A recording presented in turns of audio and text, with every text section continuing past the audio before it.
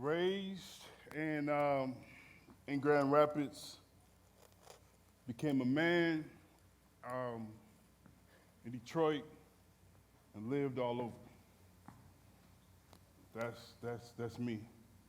Was raised on the southeast side of Grand Rapids, and just quite frankly, to cut through the chase, raised with hustlers, bangers, killers,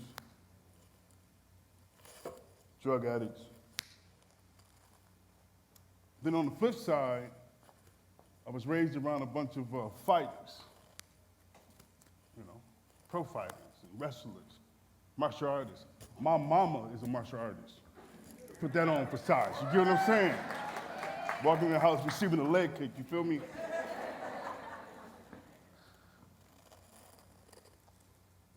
I had this problem that was on the inside, and that dudes don't get an opportunity to talk about because we choose not to. But at 9 years old, I was molested, trained, all this stuff going on, and was molested. I talked funny, I still talk funny. I stuttered, I couldn't hear out of this ear, my speech was out of whack, and I couldn't read, and dudes thought it was funny.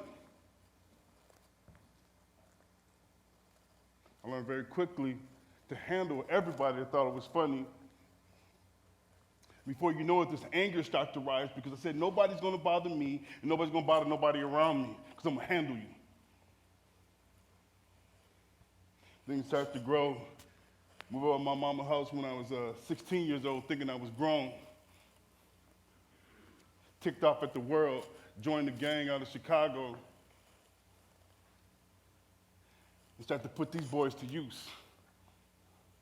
And after a while, started to put these to use. Picked up some little white things called crack cocaine, and started selling dope on the block. Ended up getting caught in a grand jury investigation for selling dope to undercover police. If you embarrass me, you make me feel bad, you hurt anybody I know, I'm coming to see you, and I might be the last person you ever see.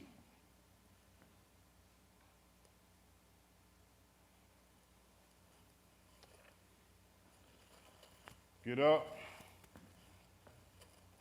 About 100 people trying to kill me every day.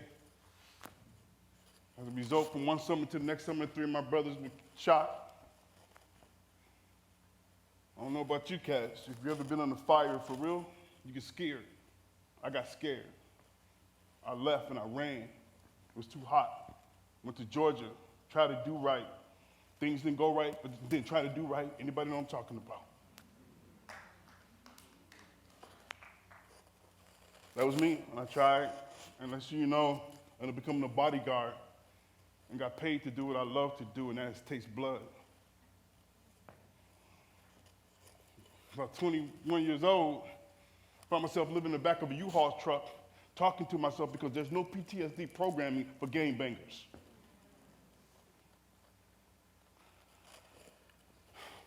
I need to break this context so you can understand what the failure is. The failure is this.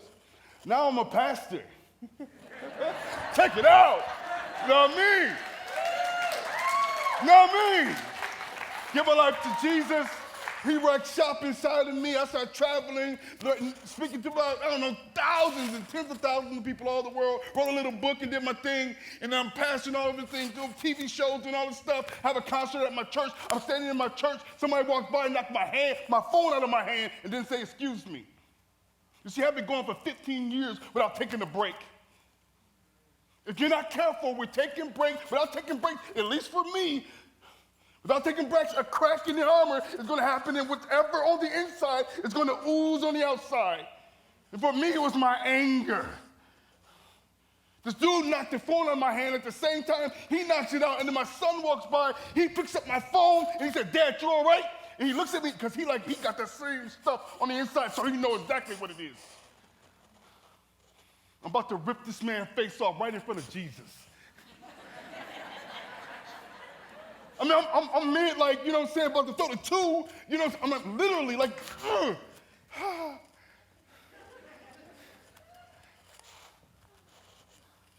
Had to go see my board. And I had to tell them that I'm not okay. She had seen signs of this happening already, but I did nothing about it. I was cracking under pressure of working hard. This hustle is real. And when whatever's on the inside starts to ooze on the outside, you see, I had this anger problem. Here's what I had to come to face with. They made me sit down for 4 months, not knowing if I was ever going to return from the thing that I was created to do the most. Thousands of people, hundreds of thousands of people, knowing my business because I couldn't keep myself from oozing. You see, I had to realize when I found out that my problem was in anger. 4 months to do something to you. See, my problem that nobody wants to admit, my failure is pride.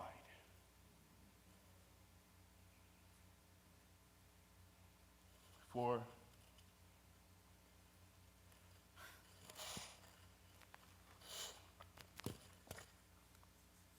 I never really had an anger problem. I have a pride problem. Pride comes before great failure.